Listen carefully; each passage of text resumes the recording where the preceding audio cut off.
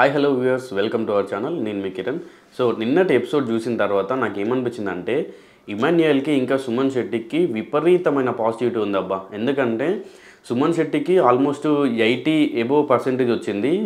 Audience 80 above positive చెప్తున్నామని నమ్ముతున్నారు. And ఇమాన్యుయల్కి ఏకంగా 91% వచ్చింది. సో అతనికి కిరీటం ఇచ్చారు. కిరీటం ఇచ్చిన తర్వాత నాగార్జున ఒక డైలాగ్ కూడా చెప్పాడు, కిరీటం వచ్చిందని చెప్పి నెత్తిన పెట్టుకోకు, మళ్ళీ జనాలు ఆడియన్స్ దించేస్తారు అనే విధంగా చెప్పాడు. ఇంకా దాని తర్వాత మనం ఒక్కొక్కరి గురించి, ఒక్కొక్క కంటెస్టెంట్ గురించి, అన్నిటి గురించి మాట్లాడదాం. నిన్న సిద్ధు వచ్చాడు కదా, ఇంకా చాలామంది కొంతమంది డ్యాన్స్ చేశారు. అన్నిటి గురించి, అసలు ఎపిసోడ్ గురించి మొత్తం మాట్లాడదాం. మెయిన్గా ట్రయాంగిల్ లవ్ స్టోరీ గురించి మాట్లాడదాం. ఎందుకంటే బయట ట్రయాంగిల్ లవ్ స్టోరీ లేదంటే స్క్వేరా, ట్రయాంగిలా, ఇంకా క్వార్టర్పులా అని చెప్పి ఏదేదో అంటున్నారు. నిన్న స్టేజ్ పైన కూడా నాగార్జున అన్నాడు. బట్ మనకు ఒక క్లారిటీ ఉంటే లోపల కంటెస్టెంట్స్కి ఒక క్లారిటీ ఉంది. ఫస్ట్ దివ్యాని అడిగాడు నాగార్జున, ఏంటి దివ్య నువ్వు ఏదో love story, triangle love story గురించి చెప్తావు అంటే ఫస్ట్ రీతుని పిలిచింది. షాక్ ఆమె, ఏంటి ఇప్పుడు అందరు ముందు నించోబెట్టి క్లారిటీ ఇస్తున్నారేమో అన్న విధంగా ఆమె నించుంది భయపడి కొంచెం. ఇక దాని తర్వాత Pawan square, diamond Pawan plus Pawan Kalyan ఇద్దరు నించోబెట్టింది. అండ్ దాని తర్వాత అసలు అనుకోకుండా తనుజను తీసుకొచ్చారు. దాని తర్వాత మళ్ళీ శ్రీజ. సో ఇదంతా కూడా మొత్తం ఒక లవ్ స్టోరీ కపుల్ లాగలేదు, ఇది ట్రయాంగిల్, స్క్వేర్ అట్లా వెళ్తుందన్నమాట. సో మాట్లాడదాం దీని గురించి కూడా.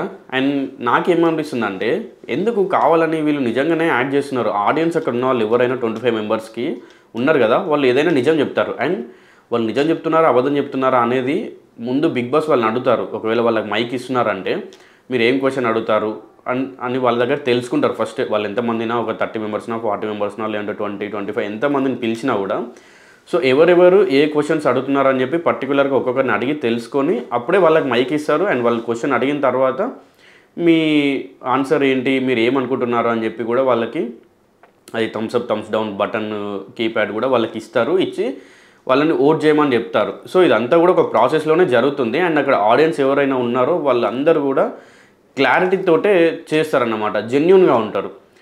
సో ఫస్ట్ ఇంకా మనం సుమన్ శెట్టి నుండి స్టార్ట్ చేద్దాం. సుమన్ శెట్టికి అయితే 80 ఎబోవ్ పర్సెంటేజ్, 82% పాజిటివిటీ వచ్చింది. అతన్ని అడిగినప్పుడు ఒక 18% మాత్రమే ఒప్పుకోవట్లేదు, అతనికి అగ్రీ చేయట్లేదు అన్నమాట.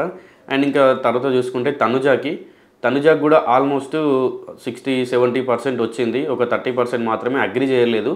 తనకి ఇంకా సీరియల్ లాగా యాక్ట్ చేస్తున్నావు ఎందుకు, నువ్వు నీ రియాలిటీ బయటికి తీసుకురావట్లేదు అని చెప్పి అడిగారు. బట్ ఆవిడ చెప్పింది, నేను ఇంకా అట్లా లేను, బట్ ఒకవేళ అట్లా ఉన్నట్టయితే నేను 100% జెన్యూన్గా నేను చేంజ్ చేసుకోవడానికి, నన్ను నేను మార్చుకోవడానికి ట్రై చేస్తాను అని చెప్పి చెప్పింది. అండ్ దాని తర్వాత ఇంకా ఇమాన్యుయల్ గురించి మనం మాట్లాడుకోవాలంటే, నిజంగా ఇమాన్యుయల్ 91% వచ్చినందుకు ఒక సర్టెన్ టైంలో నేను కూడా కొంచెం హ్యాపీగా ఫీల్ అయినా. ఎందుకంటే అతను జెన్యూన్గా ఆడుతున్నాడు. ఎవరైనా ఏడ్చినా, లేదంటే ఎవరైనా బాధపడుతున్నా, లోన్లీగా ఫీల్ అయినా అతను పోయి ఓదార్స్తున్నాడు. సో మనకేంటంటే, మనం లోన్లీగా ఫీల్ అవుతున్నప్పుడు మన పక్కన ఎవరు లేకపోతే మనకు ఆ బాధ తెలుస్తుంది. సో అక్కడ ఉన్నటువంటి 15 మెంబర్సే కదా, వాళ్ళు ఎవరికి కూడా అట్లా లోన్లీగా ఫీల్ అవుతున్న టైంలో వెళ్ళి వాళ్ళు లోన్లీ కాదు అనే ఒక అటాచ్మెంట్ ఇస్తున్నాడు అని ఇమాన్యుయల్. సో నాకు కూడా కొంచెం మంచిగా అనిపించింది. ఇమాన్యుయల్ చాలా ఎంటర్టైన్ చేస్తున్నాడు అందరినీ. అండ్ జనాలకి ఏ కంటెంట్ కావాలో అతనికి తెలుసు కాబట్టి కరెక్ట్ కంటెంట్ అతను ఇస్తున్నాడు అన్నట్టు. ఎక్కడ కూడా ఒకటే కంటెంట్ని ల్యాగ్ చేయకుండా, లేదంటే అనవసరమైన వర్డ్స్, ఇప్పుడు హరీష్ లాగా అనవసరమైన వర్డ్స్ తీసుకొచ్చి చేయకుండా చేస్తున్నాడు ఇమాన్యుయల్. సో అది నాకు బాగా అనిపించింది. అండ్ ఇంకా హరీష్ గురించి మాట్లాడితే, హరీష్ని కూడా ఎవరు ఒప్పుకోవట్లేదు. చాలామంది అతనికి అగ్రీ చేయట్లేదు, అక్కడున్న ఆడియన్స్ అగ్రీ చేయట్లేదు. సో హరీష్ది కూడా ఒక 40-60 వచ్చింది అనుకోండి, హరీష్ది కూడా ఎవరు అగ్రీ చేయట్లేదు. అండ్ నిన్న నాగార్జున ఒక విషయం కూడా అన్నారు, నువ్వు ఫింగర్కి ఏమైందని అంటే, చిన్న ఏదో కట్ అయింది, దెబ్బ తగిలిందని అంటాడు. అనవసరమైన వాటిలన్నిట్లలో కూడా నువ్వు వెళ్ళి ఫింగర్ చేస్తే అట్లనే ఉంటుంది అని చెప్పి చెప్పాడనమాట. సో ఇంకా నెక్స్ట్ వచ్చేసి సంజన గురించి మాట్లాడాలి. సంజన గురించి కూడా అడిగారు, పాజిటివిటీ ఎంత ఉంది, నెగిటివిటీ ఎంత ఉంది అని చెప్పి, వాళ్ళు ఆడియన్స్ అగ్రీ చేస్తున్నారా లేదా అని చెప్పి అంటే, ఆవిడ కూడా 60 ఎబోవ్ వచ్చింది. అండ్ ఆవిడ అనవసరమైన కంటెంట్‌ని తీసుకొని వస్తున్నారు. ఒకటే అంటే దొంగతనం చేయడం, ఏదైనా దాపెట్టడం, కంటిన్యూగా అదే చేస్తే ఎవరికైనా విసుగొస్తదబ్బా! నేను ఇంతకుముందు నా రివ్యూస్‌లో కూడా ఇదే చెప్పినా నేను. ఎందుకంటే నువ్వు ఏదైనా ఒక పనిని 2 టైమ్స్, 3 టైమ్స్ చేస్తే పక్కన వాళ్ళకి కూడా సరదాగా అనిపిస్తది. అదే పనిని కంటిన్యూగా చేసి, ల్యాగ్ చేసి ఒక 10 టైమ్స్ చేస్తే అది చాలా బ్యాడ్ ఉంటది. ఎందుకంటే ఆవిడ దివ్య పాపం వచ్చిన 1 డేలోనే ఆవిడ బట్టలు దాపెట్టడం, బీన్ బ్యాగ్‌లో పెట్టడం ఇదంతా చేసింది. సో, జనాలు చూస్తా ఉంటారు. చిరాకొస్తది. ఏదైనా ఒక పని ఇప్పుడు నువ్వు 1 టైమ్ చేస్తే నవ్వుతారు. 2 టైమ్స్ చేస్తే నవ్వుతారు. 10 టైమ్స్ చేస్తే ఏంట్రా దీని గోల అని చెప్పి పక్కకెళ్ళిపోతారు. సో, ఆ ఒపీనియన్ ఆవిడ పైన వచ్చింది. అందుకే ఎలిమినేట్ చేశారేమో అని అనుకున్నారు. దాని తర్వాత భరణి గురించి మాట్లాడాలంటే భరణి కూడా కొంతమంది అగ్రీ చేశారు. అతను చేంజ్ అవుతాను అని చెప్తే అగ్రీ చేశారు. ఇంక ఆయన దాని తర్వాత క్యాప్టెన్సీ టాస్క్ గురించి మాట్లాడితే డెమన్ పవన్ తన లక్ చాలా అనిపించింది. లక్కా లేకుంటే అతను గేమ్ ఆడాడా అని చెప్పి అన్నప్పుడు నాగార్జున అన్నాడు. అంటే రీతు పక్క నుండి సరే అతను గేమ్ ఆడాడు, లక్ పక్క నించుంది అని చెప్పి ఆమె ఒక చిన్న డైలాగ్ కొట్టింది. సో, బట్ ఇదేంటంటే లాస్ట్ క్యాప్టెన్సీలో కొంచెం అవకతవకలు జరిగి రీతు సపోర్ట్ చేసి అట్లా అయ్యి మళ్ళీ క్యాప్టెన్సీ రివోక్ చేసి మళ్ళీ గేమ్ పెట్టి అదంతా కూడా జరిగింది కదా. అదంతా కొంచెం బాగా జరగలేదు ఆ క్యాప్టెన్సీ టాస్క్. సో, బట్ ఇప్పుడు అందరికీ నాగార్జున ముందే గేమ్ ఆడి తనేంటో నిరూపించుకున్నాడు పవన్. సో, పవన్ని ఖచ్చితంగా ఒప్పుకోవచ్చు. ఎందుకంటే గేమ్ ఆడుతున్నాడు. అండ్ నిజంగా నాకు ఒక విషయం గురించి మాట్లాడాలంటే పాపం అబ్బా వాళ్ళ డాడీ వాయిస్ మెసేజ్ పెట్టినప్పుడు అసలు ఎవరికి అర్థం కావట్లేదు. కంటెస్టెంట్స్ అందరూ ఆశ్చర్యపోయి చూస్తున్నారు. అంటే ఏంటి వాయిస్ మెసేజ్ అట్లా వస్తుంది, అసలు ఏం అర్థం కావట్లేదు. చాలా నేను ఒక 2 టైమ్స్ మళ్ళీ వచ్చి విన్నాను. ఎందుకంటే వాళ్ళ డాడీకి ఏదో ఆపరేషన్ అయిందంట, టంగ్కి స్టిచెస్ వేశారు కట్ చేసి అని చెప్పి తర్వాత చెప్పాడు. అసలు ఆ వాయిస్ మెసేజ్ వింటుంటే నాకు చాలా బాధేసింది. అట్లాంటి సిచ్యువేషన్లో కూడా ఫాదర్ని, పేరెంట్స్ని వదిలేసి వచ్చాడు డెమన్ పవన్ అని.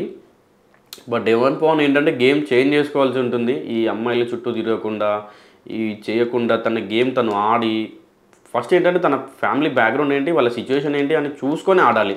అప్పుడైతేనే గేమ్ మంచిగా ఆడొస్తుంది. ఎందుకంటే నువ్వు ఇదన్నీ పక్కన పెట్టి నా మెయిన్ మోటేనే అమ్మాయిల వెంట తిరగడం, ఏదో ట్రయాంగిల్ స్టోరీ నడిపిస్తా, లేదంటే అక్కడికి వెళ్ళి సైలెంట్గా ఉంటా అంటే 4th వీకో 5th వీకో జనాలు బయటికి పంపించేశారు పక్కా. ఎందుకంటే ఇది బిగ్ బాస్ చేతిలో లేదు, నాగార్జున చేతిలో లేదు, జనాల చేతిలోనే ఉంటుంది. అండ్ ఇంకా నిన్న క్యాప్టెన్సీ టాస్క్లో మాత్రం డెమన్ పవన్ గెలిచాడు. అండ్ కొన్ని వస్తువులు ఇంట్లో ఉన్న అవి ఫొటోస్ చూపిస్తారు బిగ్ బాస్.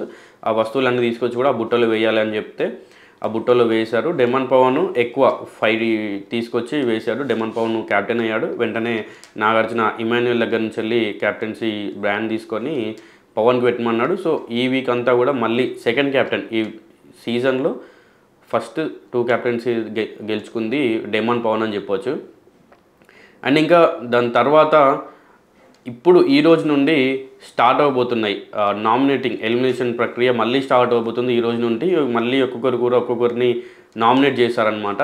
అండ్ ఇంకొక విషయం నేను ఇందాక అసలు చెప్పడం మర్చిపోయినా, ఎవరైతే నేను అతి తెలివిగలదాన్ని, ప్రతి ఆర్గ్యుమెంట్లోనూ నేను ఉంటాను, నాకు వేరే వాళ్ళు సపోర్ట్ అవసరం లేదు, నేను గొడవ చేస్తాను, నేను కంటెంట్ ఇస్తాను, నేను ఎంటర్టైన్మెంట్ చేస్తాను అని అనుకుందో కామనర్స్ నుండి వెళ్ళిన ప్రియా సో నిన్న ఎలిమినేట్ అవ్వడం జరిగింది. అందుకనే ఏదో అంటారు కదా, అతి చేయకూడదు, ఎంత చేయాలో అంత చేయాలి, మరి తక్కువ కూడా చేయకూడదు. సో ఆవిడ ఏంటంటే ఆవిడ మాట్లాడడం కానీ గొడవలు పడడం కానీ, నేనే ఎక్కువ ఇంటెలిజెంట్ ఈ కంటెస్టెంట్స్ అందరిలో కూడా నాకు ఎక్కువ నాలెడ్జ్ ఉంది, నేను అన్నిట్లలో వెళ్తా, నేను ఏది మాట్లాడినా ఎగ్జాక్ట్ పాయింట్ మాట్లాడతా అని చెప్పి అనుకున్నాం. ఇంతకుముందు మనం మర్యాద మనిషి కూడా అట్లనే ఉంటుండే, సేమ్ నేను పాయింట్ టు పాయింట్ మాట్లాడతాను, నేను వేరే ఏం మాట్లాడను, సింపుల్ అని చెప్పి అన్నాడు. సెకండ్ వీకే వెళ్ళిపోయాడు. అండ్ 3rd వీక్ ప్రియా వెళ్ళిపోయింది. ఏంటంటే జనాలు చూస్తూ ఉంటారు ఎవరిని ఉంచాలి, ఎవరిని తీసేయాలి, ఎవరు యాక్ట్ చేస్తున్నారు, ఎవరు ఓవర్ యాక్ట్ చేస్తున్నారు అని చెప్పి జనాలు అందరూ చూస్తూ ఉంటారు. సో జనాలు ఉన్నటువంటి కంటెస్టెంట్స్ అందరూ కూడా జెన్యూన్గా ఉంటే బెటర్ అని నా ఒపీనియన్. సో ఇప్పటివరకు ఏదైతే చెప్పానో ఇదంతా కూడా కేవలం ఇది నా ఒపీనియన్ మాత్రమే. సో మీరు బిగ్ బాస్ చూస్తున్నట్టయితే మీ ఒపీనియన్ ఏంటని కామెంట్ చేయండి. అండ్ నెక్స్ట్ వీక్ ఎలిమినేషన్లో ఎవరుంటే బాగుంటుందని కామెంట్ చేయడం మాత్రం మర్చిపోకండి. అండ్ మీ ఫేవరెట్ కంటెస్టెంట్కి జియో హాట్స్టార్లో వెళ్ళి ఓట్ చేయండి. Thank you.